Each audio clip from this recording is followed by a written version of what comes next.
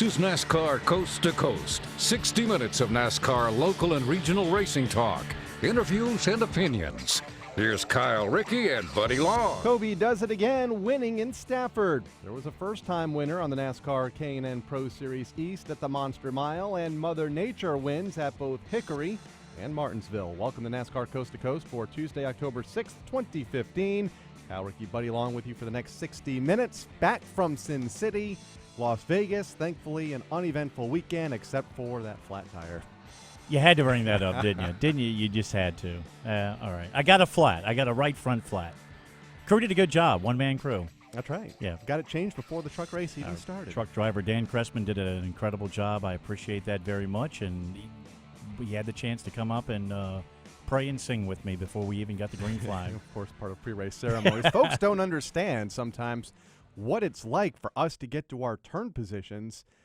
There are some that are easier than others, and Las Vegas falls in the others category. Well, yeah, Vegas is probably the most unique one. I mean, it's the billboards outside turn 1 and 2 are on a gravel hill because that's all it is out there. It's just rocks and gravel. And you and I have done this together. I've done it with Kurt Becker. I've done it with a couple of others. And basically, you have to pull the car all the way up underneath of the catwalk at the bottom of the billboard. That's like 5 feet off the ground. And then get on top of the car to climb up on the catwalk. Well, unfortunately, there was a small concrete culvert that was just barely out of the ground that I didn't see. And all of a sudden, I just, boom, hit the front and threw it in reverse, slinging gravel, trying to get the car up to the back end of the billboard. Climbed on up there, and after doing all that, I kind of looked at the right side of the car and I said, that tire just doesn't look right. So I jumped back down, tire was flat, and I had to call in the troops to help me out. That billboard has had a long storied history with us here at the Motor Racing Network. Yeah, that's not the first accident I hear. It's a yard flat tire, and now I believe it was, 10, 15 years ago, Mike Bagley was out there with one of our vehicles and backed it up. Yeah. And apparently backed up too much, and that same catwalk went through the back window of the car. So it happens. It does. It does. So it rained flat tires on me where it rained on everybody else. Yeah. And went back to the hotel in Vegas traffic on the donut. Yep, absolutely. Big show. While they were racing in Vegas and while we were at the Las Vegas Motor Speedway watching the NASCAR Camping World Truck Series, the NASCAR K&N Pro Series East, they wrapped up their season that is. Surprise winner. I guess you may say it was a surprise winner. Although Rev Racing, they've come on strong lately. Collin Cabre picking up the checkered flag. It really was, because you and I were both listening to the feed. You were at the track watching truck practice. I was still back at the hotel, but it seemed like the second half of that race, Collin came on like gangbusters. Yeah. He was kind of a figure in that top 5, top 10. And then all of a sudden, you heard the guys talk about Collin being a bit closer up, a little bit further up. Next thing you know, he grabbed the lead, and he was gone to a very convincing victory. So, I mean, that was just a huge adjustment for that team and for that driver to go from one extreme almost to another, to be one of the pack to just dominating the race in the second half. It was pretty cool. Won by over 6 seconds over a longtime NASCAR K&N Pro Series East campaigner, Eddie McDonald. We will talk to Collin coming up here in a little bit. Of course, Collin, a long history on dirt, a sprint car driver coming over to the asphalt world this year or last couple of years, running late models, and now running the NASCAR K&N Pro Series East. He's run with USAC, run with USCS. So we'll talk to him about that coming up in a little bit. Jimmy Willson will join us also. I want to talk to Jimmy. Boy, he's got an incredible points battle with his series right now, the series director for the NASCAR Wheel and Modified Tour. They raced the fall final at the Stafford Motor Speedway just 2 days ago. Doug Cabre picking up the win, his second in a row, I believe sixth on the season. Ryan Preece right there. Woody Pitkat fell back a little bit. He was involved in a late race incident that tore the car up a little bit. But 3 championship contenders all right there within a couple of points. Yeah, absolutely. And you go back to the Bristol event back in August when Doug was involved in that early crash within the first few laps. And you had to wonder, could he dig himself out of the hole? Not so much that he had so many points to overcome, but because of the massive consistency between Ryan Preece and Woody Pitkat. They were 1-2, trading it back and forth, only a point separated the two. They really didn't falter out of the top 5, and we thought this is not going to be an easy deal for Cabre. And we kind of talked about it on the show that it might end up being now, at this point, a 2-horse race. Well, he proved us wrong pretty well. Ryan Preece finished second. Timmy Solomito, Donnie Leah, and Sean Solomito finished in the top 5. I wonder if that's the first time the Solomito boys, 2 of them, have finished among the top 5. And championship standings, 4 points separate the top 3. They are tied at the top, Doug Coby and Ryan Preece. And Woody Pitkat now 4 points back, going to the World Series of Speedway Racing in just over a week from now at the Thompson Speedway Motorsports Park Oval and Road Course. And it's going to be tough because statistics are on Doug Coby's side right now. He's won the first 3 events of the 4 at Thompson Speedway Motorsports Park on the tour. But Woody's done well there because he and Ryan, obviously, when they do run some of the weekly racing series action, I believe he's the point leader of the weekly deal. He and Ryan Preece have a good battle going on there. All 3 of them very familiar with that racetrack. We've seen some great battles over the last few years amongst them and a few other drivers. So this is going to be one coming right down to the wire. And I wouldn't count Woody out. I mean, it's easy. I mean, you can't 4 points back. It's going to be hard. But, I mean, just Doug is in a different zone right now. Especially... well, everywhere lately, New Hampshire and Stafford, but especially at Thompson, winning the first 3 events there this season, you would figure that he would be the favorite, but also you look at the numbers and you think, well, that streak has to come to an end at some point, a streak that I believe has only been done once, where a driver has won all the events at Thompson during the course of a season, Mike Stefanik, about 10 or 12 years ago. Yeah, it's going to be pretty tough for Doug to be able to do it, but the odds have got to be with him to a degree. He's still going to be a tough challenge, but if anybody can do it, he, along with Ryan Preece or Woody Pitkat, would be 3 of my choices, obviously, if they could sweep it. 2 more quick things before we hit the break. 1, Ryan Preece back in the Sprint Cup car after I believe, a successful debut about, a week and a half ago with Premium Motorsports at New Hampshire Motor Speedway. They announced this week that he'll be back in the car at Homestead Miami Speedway at the end of the season. We'll see if this can potentially lead to bigger and better things for Ryan. Well, I certainly hope so, and obviously by seeing him in the K&N Pro Series East car at Richmond earlier this year, just a few weeks ago, hopefully that is leading to something. He's a great modified talent, but if you really want to see how far Ryan can go, obviously I think you got to switch over to the stock cars, do the K&N deal, try to get up through the trucks, the Xfinity, and he's got a great opportunity with the folks that he's got with Premium Motorsports. Tommy Baldwin's been a big help in that racing career, so he's got those doors opening for him to give him those opportunities, so hopefully it will work out for him. Finished 28th in New Hampshire. The other thing, rain, forced the cancellation at Hickory Motor Speedway and Martinsville. We'll talk more about that later, but Hickory Motor Speedway was supposed to hold the penultimate NASCAR Whelen Southern Modified race of the season. That got wiped out, so their championship race now this Thursday night, Charlotte Motor Speedway on the infield quarter mile. Andy Seiss, 10-point lead over Burt Myers and Jason Myers, who are tied for the second spot. 13 points back is George Brunholzl the third. 16 points back, Kyle Ebersol, rounding out the top 5. It's going to be tight. It's going to be fun to watch Thursday evening. Yeah, absolutely. Everybody's got a shot at that, and we know all those drivers are very good on that racetrack. It kind of was sad that Hickory got rained out. That was the return to Hickory Motor Speedway. They had been on the schedule for a while.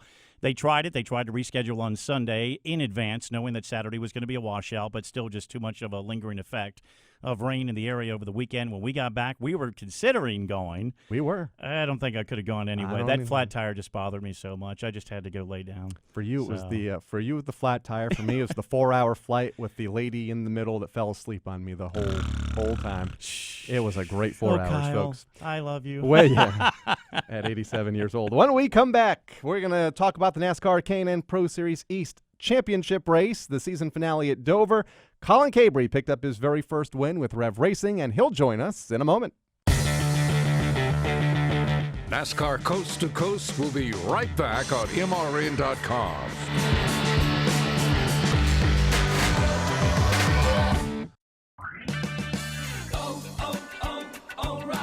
One out of every 4 batteries will fail this winter. Get yours tested for free during Superstart Battery Month at O'Reilly Auto Parts. We'll help determine the life of your battery or the perfect replacement. Plus, take advantage of the mail-in rebates on select Superstart batteries. O'Reilly Auto Parts. Better parts, better prices every day. Limits apply. See store for details.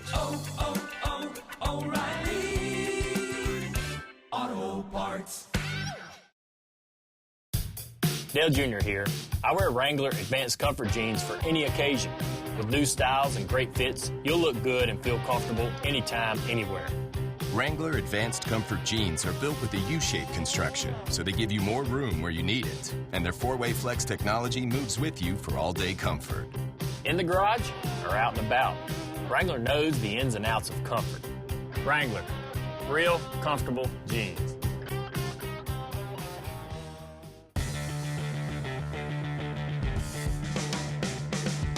This is K&N Pro Series West driver Dylan Lupton, and you're listening to NASCAR Coast to Coast on MRN.com. Now back to Collin, buddy. All right, thank you very much, Dylan, one of the NASCAR K&N West drivers, part-time driver on the NASCAR Camping World Truck Series this year and the NASCAR Xfinity Series for Finian Motorsports, and one of the NASCAR Nexters as well that just had lunch with a few hours ago.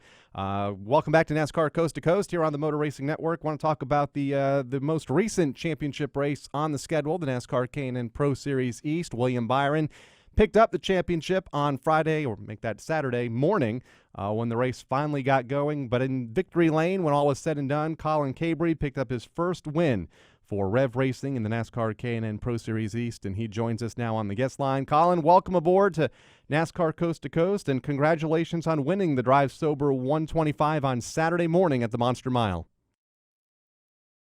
Also, thank you for having me on the show. It's pretty cool to be on MRN.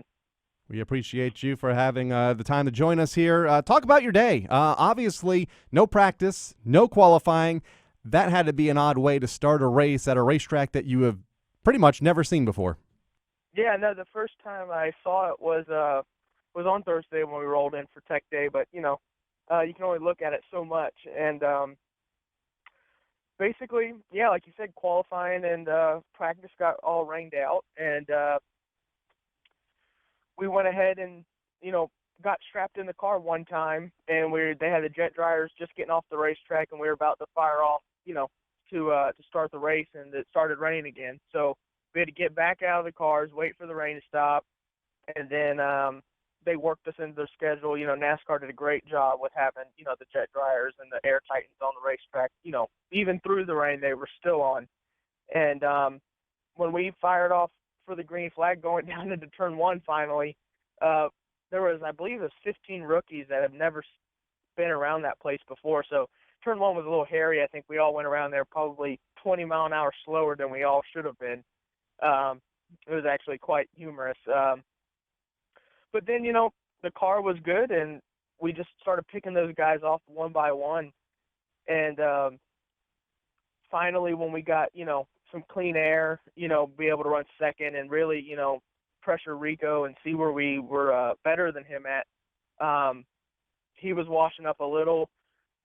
Looks like he was a little tight in the middle of 3 and 4, and I knew that if I could, get a spotter to say inside, I knew we would have him. And he shut the door a couple of times, which, that's racing. And one time I was able to shove the nose in there and get a spotter to say, that I was there, and that's when we had him. But under all those breaks, we had, the competition caution and the halfway break. We didn't make any adjustments to the race car. They asked me what I wanted to change, and I was like, guys, to be honest, it's really good right now, and we're going forward.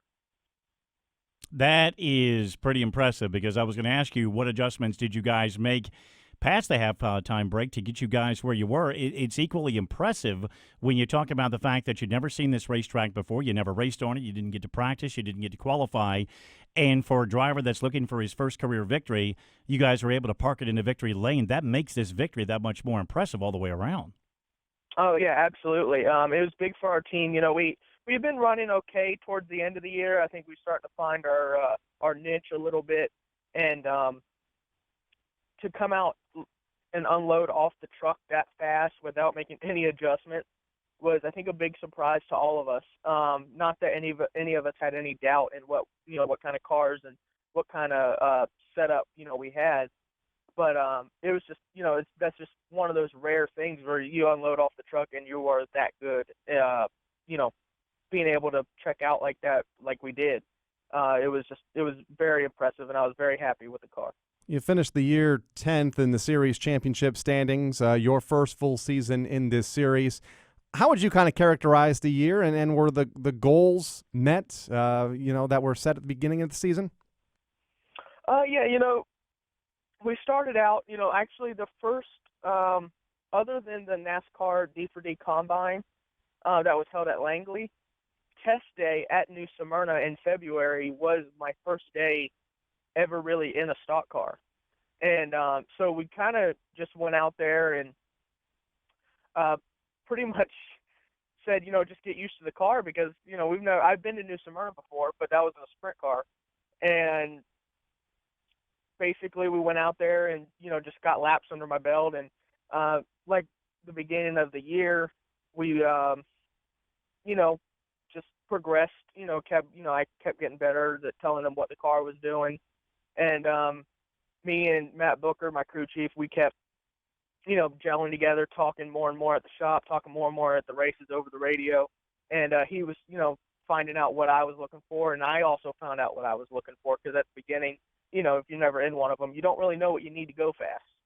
And I think that was our biggest thing. And then throughout the year, we got a new race car before the second Iowa race, and our debut with that, we ended up ninth. So that new car has a lot of potential in it, and it obviously proved it this weekend. And after the victory at Dover, kind of backpedaled a little bit to kind of track you a little bit more. And one of the most entertaining races of the year, we have to go back to races, was the event at Virginia International Raceway. I got to see the replay on NBCSN. It was a race in which everybody that had a chance at the lead or a victory went off course at some point or another. But you came on with a good fourth-place run. Almost seemed like that was a turning point for you to a degree with regards to the late-season success that you had. I know you didn't do as well as you wanted at Richmond, but kind of take us back through the VIR event with a good fourth-place run. That was a solid run for you guys. Yeah, it really was. It was another surprise for me myself. That was only my second road course race. And it seemed like you said, whoever wanted to be in the lead ended up not wanting to be in the lead. They just either ran off the racetrack or got hit off the racetrack. And it was, like you said, one of the most entertaining races of the year. But that was a big confidence booster for us, not, just being there at the end. And me and Sergio, actually, my teammate who won the race, if you watch the first half of it, I don't even think they got us on camera, because we were at least 30 seconds back from the lead pack, just trying to save our stuff. And he was a little bit better than us. But yeah, we just were, our main goal was to be there at the end, and which we did, and we stayed on the pavement.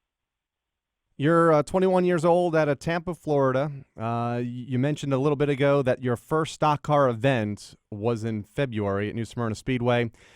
Why stock car racing, and why now? Obviously you went through the combine last fall for Rev Racing and the Drive for Diversity program. A lot of success in the USAC ranks, USCS, and in sprint car ranks. What was your draw to stock car racing? Basically, I wanted to. Racing has been, a passion of mine since I've been a little kid, and I wanted to make a living out of it. And racing sprint cars for a living is hard unless you can get on, like a World of Outlaw team. And NASCAR just seemed very appealing to me, and we wanted to try to go through bigger and better things, and nothing was really happening for me in the local ranks. And so we tried for the past 3 years at the combine held at Langley, and finally the third year, we got accepted, to run K&N for Rev. And basically, I want to turn this into, a lifetime career, and this is the best way to do it. Obviously, NASCAR is one of the biggest sports in the world and one of the biggest followings it has. So, I wanted to do this for a living, and NASCAR is the way to do it. We had your teammate Kenzie Ruston, one of your many teammates from Rev Racing, on last week, just to track her and how she's been doing for the year and just talk about her season. But when you look at what Rev Racing has done as a whole, Kenzie was right there in the battle for the points with you. Jay Beasley obviously had some very good runs. He incurred some inner ear issues that took him out of the car for a few races. The VIR event that we were referring to a while ago is where Sergio picked up the victory.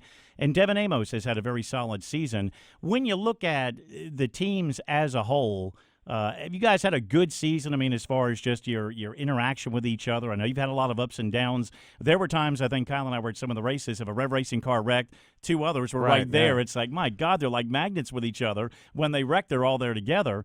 But has it been a good season overall as far as the demeanor amongst the 4 or 5 of you, I should say, in the shop?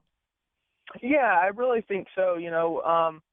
We really took care of our stuff this year, and basically, last year I heard for them, and I followed them last year, and a lot of stuff was wrecked, and they had a lot of repairs to do. And this year it seemed like the fab shop wasn't as busy. So in that perspective, we basically didn't tear up as much stuff as which was good, which is good for the company and good for the team. And like you said, us running all together really shows how close we all are and how, what kind of information we all share. Some of us at one point would, break away like Jay did a couple of those races and get a fourth and a fifth and whatnot. But most of the time we were all right there together. It seemed like every restart this year, there were 2 rows and they were Rev Racing cars, 1, 2, 3, 4.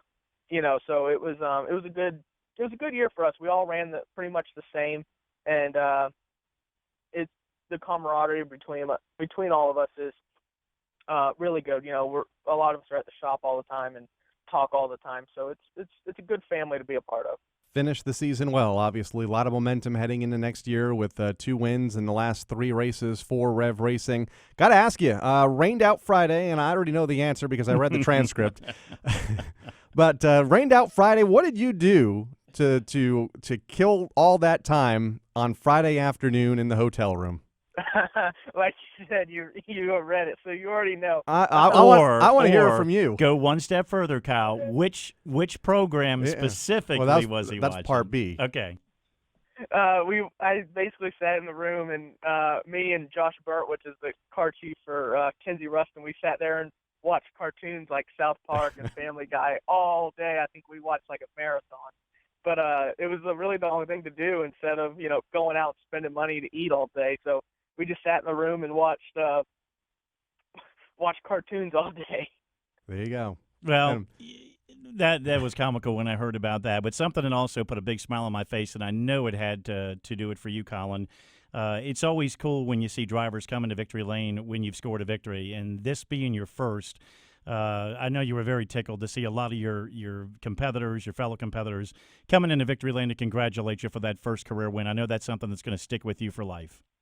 Yeah, absolutely. It's good. We even had crew members from other teams come in and tell us, what a good job and how proud they were.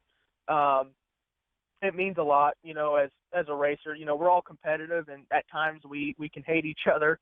But at the end of the day, we're all competitive race car drivers, but we're all friends, and we have a lot of respect for each other. Sometimes, we don't show it, but at the end of the day, we all have a lot of respect. So it was very nice to see everybody come in and congratulate me. The Combine for 2016, just a couple of weeks away, I believe, again at Langley, in a few weeks. Have you signed back up? Will you reapply? And what is the process for a driver that's already a part of the series? Do they have to go through the same fitness tests and driving tests that you had to go through a year ago before becoming a part of the team? To be honest, this is my first, like I said, my first year coming back to the Combine as a returning driver. And we actually don't have to get in the race cars, and I believe we don't have to go through, the fitness stuff and basically everything that we had to do to get in. I believe our assessment is based on, this past year's performance. And so realistically, if there's, anybody else that wants to come in, to do it, then, yeah, they have to get in the race car at Langley. And then do the fitness test and all of that, the media stuff, practice, they see how well you can talk to the media. And as a driver, at returning, I do not believe I have to do any of that. I believe it was all, we just reapply, which I already have. And I believe we are just assessed on our past year. Well, I give you an A+ on the driving stuff and an A+ on the media stuff based on this interview. A+ on choice of television programming. I was waiting too. All right. Thank you.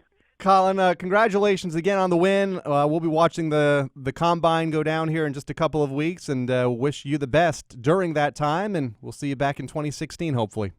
Absolutely. I look forward to talking to you all again. Thank you for having me on the show. No problem. Rev Racing driver Collin Cabre, the big winner this past weekend at the Monster Mile to wrap up the 2015 NASCAR K&N Pro Series East season, the winner of the Drive Sober 125. The NASCAR Whelen Modified Tour, they have one event remaining and a tight points battle, to say the least. The series director, Jimmy Willson, joins us after the break. Coming back with more of NASCAR Coast to Coast, it's Kyle Rickey and Buddy Long right after this. The road to victory lane isn't just for drivers anymore. Introducing the official daily fantasy game of NASCAR at DraftKings.com, America's favorite daily fantasy sports site. Just pick a team of 5 drivers and stay under the salary cap. Outscore your opponents and win. Hurry to DraftKings.com now and use promo code COAST to play for free. You could win part of the $1 billion in prizes being awarded this year. Enter COAST to play for free now at DraftKings.com. That's DraftKings.com. Hi, this is Eli Gold, the host of NASCAR Live. We've been taking your calls every Tuesday night for over 30 years, but now you don't have to wait for Tuesday. Call Motor Racing Network's fan hotline at 844-4-ASK-MRN. I think Kyle Busch should be able to step right in and run for the championship if he gets a win. Just like any other sports figure, they're out for part of the season because of an injury. They come in, they win the championship, they win the trophy. Be a part of the voice of NASCAR. Call 844-4-ASK-MRN.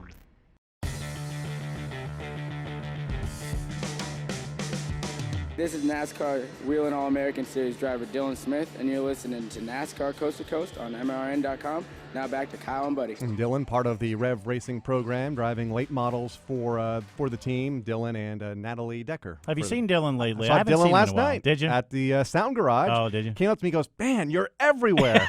And I didn't recognize him because he had a hat on. Oh, my gosh. So I wouldn't have recognized him either. He'll be around this weekend at the Charlotte Motor Speedway with the Southern Modified season finale on Thursday night, and then on the big NASCAR weekend that follows. But yeah, saw Dylan. Cool. He's still out and about doing what Dylan does. If there's an event, he's there. Jimmy Willson joins us, and he was at a pretty exciting event 2 days ago at the fall final at the Stafford Motor Speedway. Jimmy, welcome back to NASCAR Coast to Coast. It's been a few months since we last chatted. What a points battle. What an incredible season of racing, first off, but an incredible points battle going into the World Series at Thompson here in just about 10 days from now. Yeah, good afternoon, guys. Thanks for having me back on here. Yeah, going into Stafford, you could not imagine the different twists and turns that the points battle took, as the race moved on and Ryan Preece got involved in the accident that he was involved in, and then fast forward to towards the end of the race, and next thing you know, the 88's tied up in a wreck, and Doug Cabre was able to stay out front all day and really capitalize on their misfortunes, even though Ryan was really able to rebound and still collect a very good finish. Obviously, it definitely tightened up the points battle going into Thompson. I don't think you could have written a better script for the race fans with first and second being tied, and third place being just 4 points out of the lead. It's going to make for a very interesting afternoon. And it just goes with the theme of so many of our NASCAR touring series coming right down to the wire, single digits or ties for the eventual championship on the final night. So many Wheel and All-American short tracks were decided on the final night. It's so easy for Kyle and I to follow who's up front, and that's who we're going after each and every week as far as the winners or some of the top finishers. But there was a lot of change in the offseason, a lot of drivers going into different rides, and it has been one of the most competitive seasons we have seen on this tour. But while we concentrate so much up front, obviously you have to look at the series as a whole. So front to back, first to 30th or wherever, how would you assess the season totally on this Wheel and Modified Tour, Jimmy? It's been a very good season. First and foremost, the car counts at every race this year has been up substantially from the previous few seasons. So that's something that we're very, very proud of as we look back on the 2015 season. Even this past weekend at Stafford, we had a positive gain over the same race a year ago. So that's very good. And then when you look at the point standings all the way through, I was looking at them this morning, and all the way down into probably I believe it was 19th, 18th, and 19th spots are only separated by a handful of points. So there's a lot of shuffling that can still take place even this weekend at Thompson. Let alone the first three, which we all know about, like you're saying, but all the way through, everybody is going to have to bring their A game to Thompson because they've got ground that they could potentially lose by the time the checkered flag falls. You mentioned car counts are up, and they've been up, I believe, at every event this year. In fact, there were a few races where you guys had to send some cars home, which I believe it's been a few years since we've seen that. Why do you believe that's the case? The Tour, we've never really seen lower than 20, 21, 22 cars. But this year, we're seeing 30, 32, 36 cars about every week. It's a number of different things. I believe, the series has seen a changing of the guard over the last few years. Different drivers that have gone away, and then you've got a lot of new young talent that's coming up. We've certainly had an influx of drivers coming over from Long Island, from Riverhead, that have cut their teeth at Riverhead and done well. And they've looked to make the natural progression and come over to the Whelen Modified Tour, and we've seen a lot of those guys come up and run with us. Towards the end of the season here, we've got a few more drivers from the Connecticut area that have run SK Modifieds at Stafford, or Sunoco Modifieds at Thompson, that are looking to make that move. So a lot of your weekly drivers are coming of age and looking to make that next natural step and come to the Whelen Modified Tour. And another thing that we as NASCAR have been able to do for the last few seasons is we've not had to make a lot of rule changes that affects the competitors' pocketbooks. From 2011 coming forward, we've had to make a lot of safety changes on the cars, moved to the 39-1 seats. We changed the windshield rules and did different things like that. And anytime you make a rule change like that, it affects new teams that are looking to possibly change their car over and come over and run with us. And we've gotten ahead of all that now over the last few seasons and have not had to make any big rule changes. And I think when you factor all of that into the equation, all of that is what's helped to bring the car counts to what they have been this season. And it's really good times for the Tour, and you hit on two very big things right at the beginning. The Riverhead deal.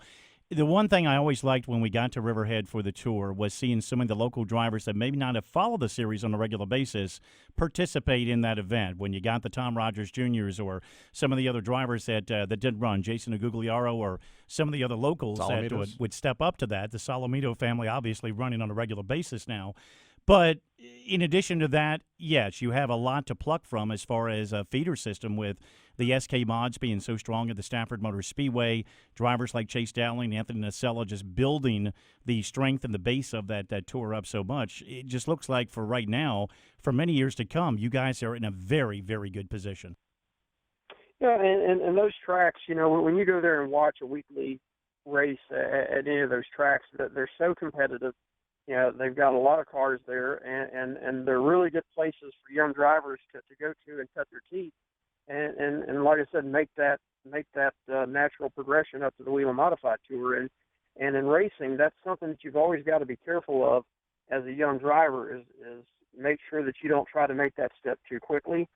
And there's just so many options out there today to do that. If you start all the way down in go-karts to Legends cars to mini stocks to street stock to a modified, Stafford, since they've come up with their SK lights, and then moving to an SK modified, and then eventually up to the Whelen Modified Tour. There's so many steps to take so that driver can get the really good experience and be prepared by the time they get to the Whelen Modified Tour. And then if they want to look beyond that after spending a few years with us and look at moving into one of NASCAR's national series, it's the natural progression for a young driver to take, and it's definitely put us in a position this year where we've been able to enjoy those folks moving up and moving the needle on our car counts. And we're seeing that now with Ryan Preece, who has spent so many years in the SK Modifieds and the NASCAR Whelen Modified Tour, hoping to make that next move up to the NASCAR National Series.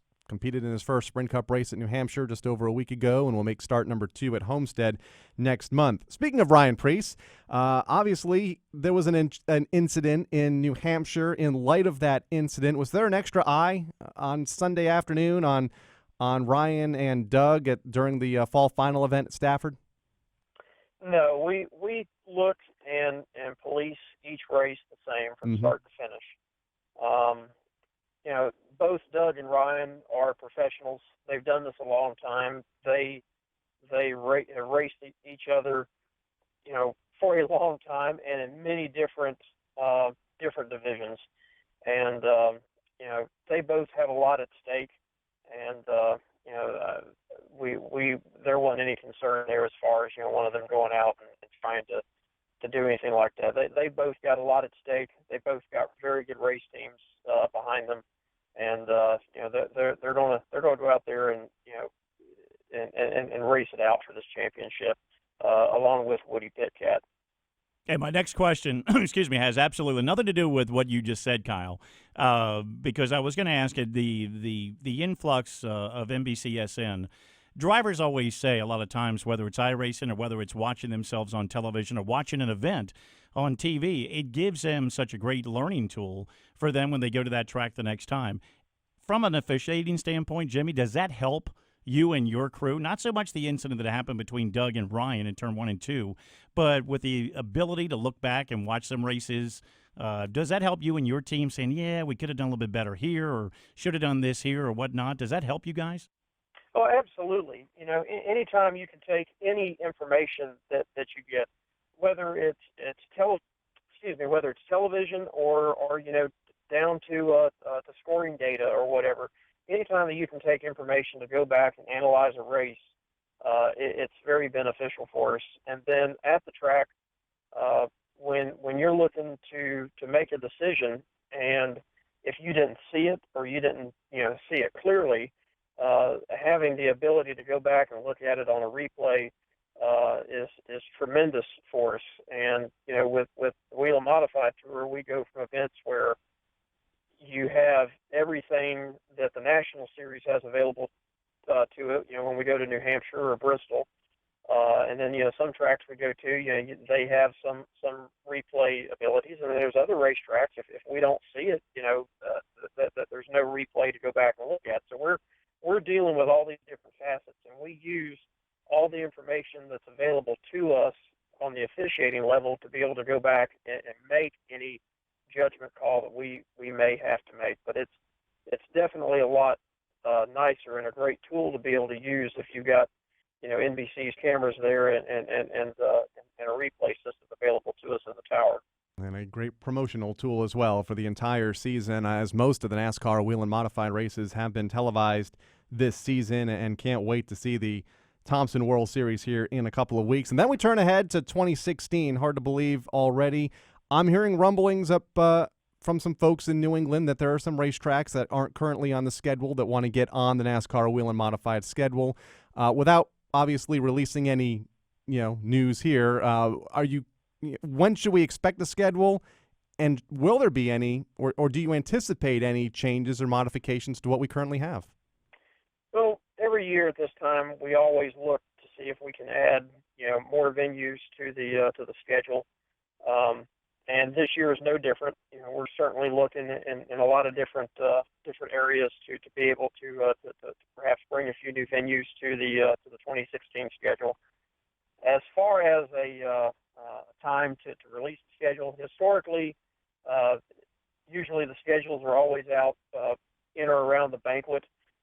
We don't have a specific target date as of right now to say they'll be out by this time, but historically they've usually been out by the banquets, and I certainly hope that we'll see the same thing this year, so everyone can start making their plans for the 2016 season. Jimmy, you promised us you were going to be here the Monday after the banquet this year. You promised us you would give us that information. Hey, talking about that, when we did have you guys in last year right after the banquets and schedules were divulged, and of course we held our tongue until NBCSN released it, and then we pre-recorded the show. one of the items that, or one of the racetracks that was in a state of flux at that time was the New London Waterford Speed Bowl. Good news came out of there as the months continued on, also to the degree where you guys could fit them in for a tour race. Then as the season progressed this year, the Riverhead Raceway up for sale, Cromartie family selling at Partridge, but the great news was both facilities remained racetracks, and that had to be a huge shot in the arm for the future of the modified tour with those two tracks. Oh, absolutely. I mean, they've been around for so long.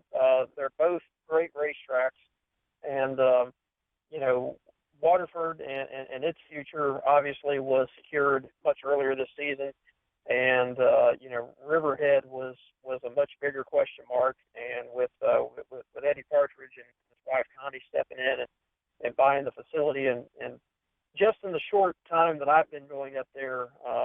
In 2011, when I was a Southern Mod director and went to a few races at Riverhead, and you see all of the development around that area, and you can just look around and just know that property has to be worth a fortune.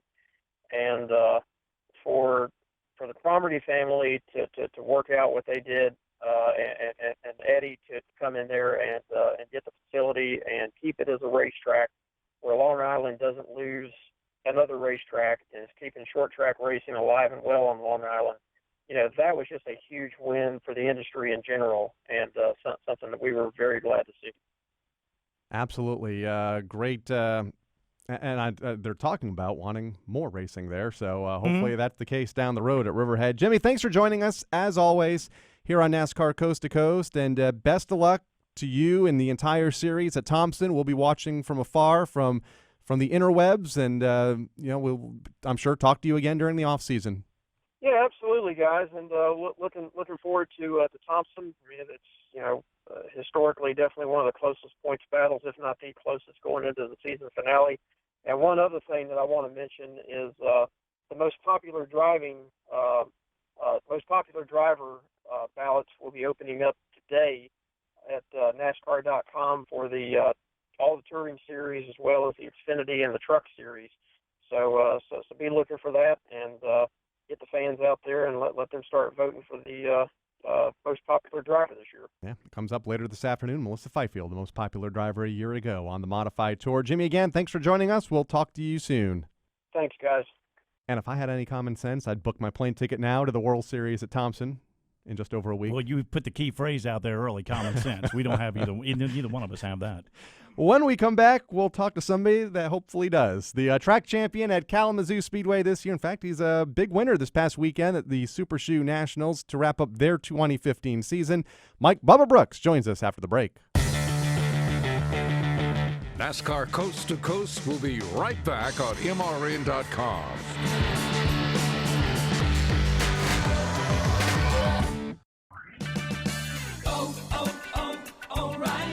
A rough-running engine could be suffering from buildup of fuel and oil deposits, but O'Reilly Auto Parts can help. Clean out engine buildup and improve fuel economy with Seafoam Motor Treatment. On sale for $7.99 each at O'Reilly Auto Parts. Better parts, better prices every day. O'Reilly Auto Parts. Being there matters. And your United States Navy protects and defends America on the world's oceans. Around the globe, around the clock, Navy ships, submarines, aircraft, and, most importantly, tens of thousands of America's finest young men and women are ready to defend America when piracy threatens global commerce, when disaster strikes, or when called upon by the Commander-in-Chief. Your Navy is there. When it comes to protecting and defending America, being there matters. And America's Navy is already there.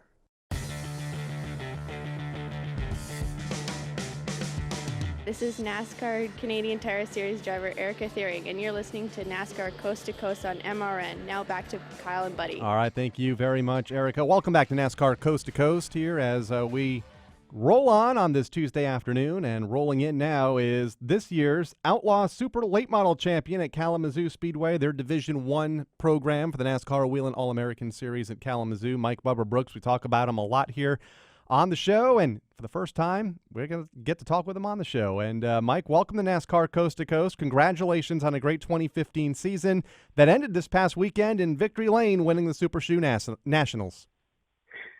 Yeah, we got pretty lucky this weekend. Actually had a really rough weekend. Just kind of ended on a high note. Well, we had Kyle Jones on a week ago. He was the champion at Columbus Motor Speedway. Their three-way battle for the championship came down to the final night. You had already secured your championship. This Super Shoe National Race obviously was one of the special events after the points is over, but you had a flair for the dramatics, winning that one on the final lap. Take us through the race. Well, the weekend was kind of rough altogether. We went out because it's a 3-day show. We went out for first practice on Friday and ended up top of the board, quickest the first session. The first time we went out, we come in, we made a change. I went back out, was passing the car on the outside and got up in the marbles and rode the backstretch wall and about put it on its roof 3 times. Got off the wall, it still drove, so I drove it in the pits. The group of guys that I got to help me put it back together for what would have been probably the 5th or 6th time this year. And from when we come off the racetrack to when we went back on the racetrack, went the exact same speed that we went and replaced the entire right front suspension. A lot of suspension pieces in the rear, the door bar, the body, and just under about an hour and 35 minutes. So we had a, like I say, pretty rough start to the weekend for all intended purposes. Yeah, that's an eventful weekend right there. But it ended well for you. Last lap pass on Brian Ross to collect the win on Sunday. How big is this event for you guys in that region of the country? The Super Shoe Nationals ranks up there to us as distant fans from the racetrack as one of the bigger short track events in the country. Right, and it is. It's kind of a weekend party that we get some racing out of. I mean, Kalamazoo Speedway does an excellent job of packing the parking lot full of campers, full of people, and they get done with the racing activities during the day, and I mean the party goes all night. Myself and Phil Bozell got a tradition on Sunday morning at 3 a.m. We're usually still up partying. We have our ham sandwich, and in the last 5 years, the trophy hasn't left the city of Portage because it's either went to the Bozell household or my household. So we kind of keep that tradition alive. And that's kind of something we wanted to talk about. The Outlaw Super Late Models are one of or at Kalamazoo, I guess, is probably the only. I got to think about this, but if I think too long, we're going to be off the air at 2 o'clock. One of the only tracks that has that particular style of car. That's one of the NASCAR sanctioned tracks.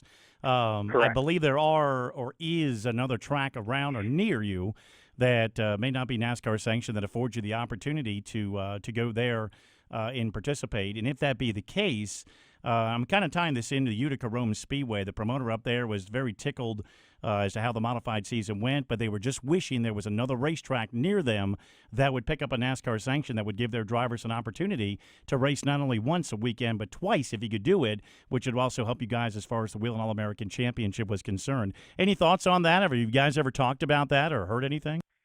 Well, I mean, it's been talked about. From where I'm located and where Kalamazoo Speedway is, within an hour, there's 2, 3, 4, 5 tracks that race outlaw cars, but none of them are NASCAR sanctioned, for whatever reason. But, I mean, if I want to, until South Bend changed their schedule, I mean, if I wanted to go race Friday, I could drive south and race. I could race Kalamazoo on Saturday, or if Kalamazoo rained out, I could drive 20 minutes across town and go race at Galesburg or race at the M40 Speedway or up at Berlin Speedway. I got plenty of different options. The problem is we only have one NASCAR sanctioned track in the area. Be fun to see a second added, though, to Yes. see if you could run for that national championship with some of the drivers that are able to track hop 2, 3, sometimes 4 racetracks a week over here on the East Coast. I want to talk about the final points race of the night. September 5th now, hard to believe, over a month ago. An 11th place finish for you. You won the championship by what, 1 point over Jeff Bozel? 1 point. actually, I mean, due to bad luck, we had a couple of nights during the year that were DNS that really hurt us. Had we not had those, I don't think we would have been in that position. But going into the last night, we were 9 points behind the guy that ended up finishing third. Right. There was a car that broke, and for whatever reason, I don't know if he didn't see him, but he drove right into it. So at that point, at lap 3, the championship was basically mine to lose. I started 13th that night, and actually drove up to third, was running third, and 65 laps in, I broke oil pump belt. So I had, broke a motor, had to pull in, and then it was just for the last, 30 laps there, 35 laps there, just watching, see what was going to happen and see how, how luck would end up our night, And you came away with the championship and also the title in the state of Michigan, which obviously, because that's the only NASCAR track, short track, in the state, everybody that is listed in there is from Kalamazoo Speedway. But again, a very tight battle there with Jeff Bozell, about 13 or 14 points of a gap between you two. So picking up the double dip, winning the Kalamazoo title and the Michigan State Championship. I'm assuming we're going to see you down here in a couple of months in Charlotte for the banquet. Yeah, we'll be there for sure. Had a blast last year. Won track championship 3 years ago at Kalamazoo, but not the state title because the way Kalamazoo incorporates qualifying points into their point system. So 3 years ago, I didn't get to go. I was kind of bummed about it. Last year, that was my main goal, was to make sure we ended up in Charlotte, and definitely had a blast. I'm definitely going to go back as long as things keep going our way. If you like a party, those NASCAR Wheel and All-American drivers on Friday night, now that's a party, as Buddy and I got to experience last year. Bubba's going to bring the ham sandwiches, though. He's going to provide the ham sandwiches when we have them on the air down there. Exactly. Gonna be fun, no doubt, in December. Mike, congratulations again. Great season for you, wrapping up the year in victory lane. Not the best of weekends, but you made the best of it, getting the win in the Super Shoe Nationals, and look forward to seeing you in a couple of months down here in Charlotte for the annual banquet. Hey, not a problem. We'll see you guys there. Mike Bubba Brooks joining us here on NASCAR Coast to Coast. Could have given him crap about John Long. You only let John Long in victory lane one time this year, I think. Uncle John. That's you, I thought. Well, I'm John, but it's that's my uncle, Uncle John. Really? John didn't finish too good in the point standings. I don't think he ran every week. Moving on. Flat tires. There was other racing across the country this past weekend as more NASCAR Wheel and All-American Series tracks wrap up their campaigns. We'll get you up to date when we come back. Coming back with more of NASCAR Coast to Coast, it's Kyle, Rickey, and Buddy Long right after this.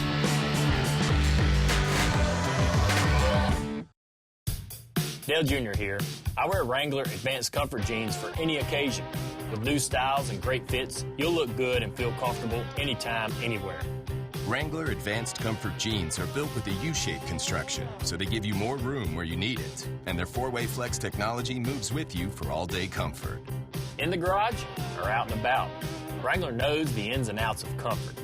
Wrangler, real comfortable jeans. This is Steve Post. And I'm Kendra Jacobs. Join us every Saturday morning at 9:30 Eastern Time for MRN's Wing Nation on MAV TV. We'll talk with the biggest names in wing sprint car racing, from the world of outlaws to your local wing sprint car track. We cover it all. Plus, we'll preview each weekend's biggest wing sprint car races from around the country. MRN's Wing Nation, 9:30 Eastern Time, Saturday mornings on MAV TV. If you don't get MAV TV, go to getmavtv.com to find your local TV provider and let them know you want MAV TV.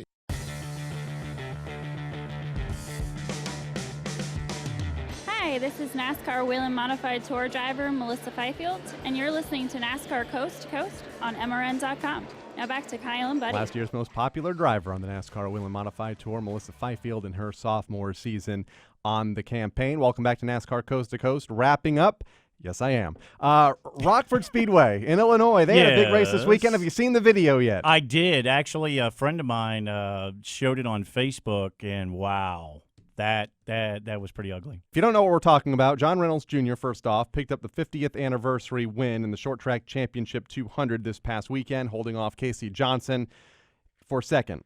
Now, a bizarre moment, I guess it was like the last 10 laps of the race, highlighted the event between Brian Johnson Sr. and Alex Papini. Papini spun, looked like all by himself. Yeah, it didn't look like much contact, at all. And then came back around under caution, and the throttle stuck, and he got into Johnson's car and almost sent it to the catch fence and upside down on its roof. Yeah, just climbed over top of the car, parked it on top of the other guy, and just about, 10, 15 seconds later, you see him get out. Never even, it doesn't even look like he acknowledged the other driver and just walked right back to the pits, which looks like the pit exit is coming off of turn 4, and just started walking back. And then eventually the other driver was getting out and trying to close in on him. But very interesting. It's on the YouTube if anybody wants to see it. I don't know if I believe that the throttle stuck or not I don't based on his reaction when he climbed out of the car. But that was one of a few events that took place this past weekend in the NASCAR Wheeling All-American Series. Yeah, footnote to that, Jake Gill, he had so many top 3 finishes, and of course that was during the point season. He finished 21st in that event, but he had an incredible year. Darren Robertson, he won the Coca-Cola Challenge Cup at Colorado National Speedway. Their season is done. This was a special event. He bested Jace Hansen. Chris Eggleston was there since he's been off from the Canon Pro Series West. Dominic Rosetta was 4th, and this year's champion Bruce Yackey was 6th. Nick Jonitis picked up the win in the late model division over Jeff Patterson at Irwindale Speedway in California. It was their last race of the season for the late models. Trevor Huddleston won the track championship. Their next NASCAR event set for October 17th, then will feature the track's Superstock division. Flint Creek Speedway will have a special event coming up this weekend, which will be their fall classic. I had to turn the page. October 8th, 9th, and 10th. Of course, Thomas Tillison Jr., that was one of his favorite stomping grounds this year, so that's one of the many races you can watch this weekend. We talked earlier, the Stafford Motor Speedway wrapping up their season with the fall final. Talked about Kobe picking up the race win on the tour, but Eric Berndt won his second consecutive SK Modified event to close out the 2015 season. Rowan Pennick finished 4th on Sunday. Significant because that was good enough to win the track championship by just 10 points over Ryan Preece, who finished 3rd. Great season at Stafford Motor Speedway. Congratulations out to Andrew Villarino. He is the Elite One champion once again for the NASCAR Wheeling Euro Series, picking up actually a couple of 6th-place finishes over the weekend at the American Festival in Circuit Zolder in Belgium. Alan Day came away with the Elite 2 victories, actually the Elite 1 victories. Giancarlo Ercole. Can you say that with me? Nope. Giancarlo Ercole won the Elite 2 championship. He picked up the 2 wins and won the title as well. Their season is done. Their season is done. No Anthony Kumpen this year. No Anthony. He was a great go-kart partner a year ago. Yeah. I'm just saying. But I believe we had Villarino on our show a couple of years ago as well, and he was fun. So we'll be talking with him during the off-season. New Smyrna Speedway, Brad May picked up the pro late model win over the weekend. Mike Trocchi won in Superstocks. Their next event is set for this Saturday. And we talked about Rev Racing at the top of the broadcast by having Collin Cabre on, but kudos to H. Scott Motorsports with Justin Marks. When you look at what they accomplished this year with William Byron winning the championship, just a couple of finishes or so, you would have had all 5 drivers finish in the top 5 in the series points. You had Byron, Scott Hecker, they were the top 2. Austin Hill was the pill. He was the single-car driver. He said, nope, I'm going to mix it up. Dalton Sargent was 4th, Rico Abreu 5th, J.J. Haley 6th position. Great season for those 5 drivers. Yeah, Abreu moving into that position, top 5, just passing Haley in the final event. Also, congratulations to Ruben Garcia. Picked up the win at Dorado Speedway in Mexico. Rained out on Sunday. They ran it on Monday. And we'll hope to talk to Ruben soon as their chase begins. Want to thank everybody on the show this week. Collin Cabre, Jimmy Willson, and Mike Bubba Brooks. For Robbie Mays, Craig Moore, and Buddy Long, I'm Kyle Rickey. We'll talk to you next Tuesday here on NASCAR Coast to Coast. You've been listening to NASCAR Coast to Coast. Tune in next Wednesday at 1 Eastern for more talk from local tracks all over America. NASCAR Coast to Coast is also available on demand in the MRN.com Media Center or download from iTunes or Stitcher. NASCAR Coast to Coast is a production of the Motor Racing Network. All rights reserved.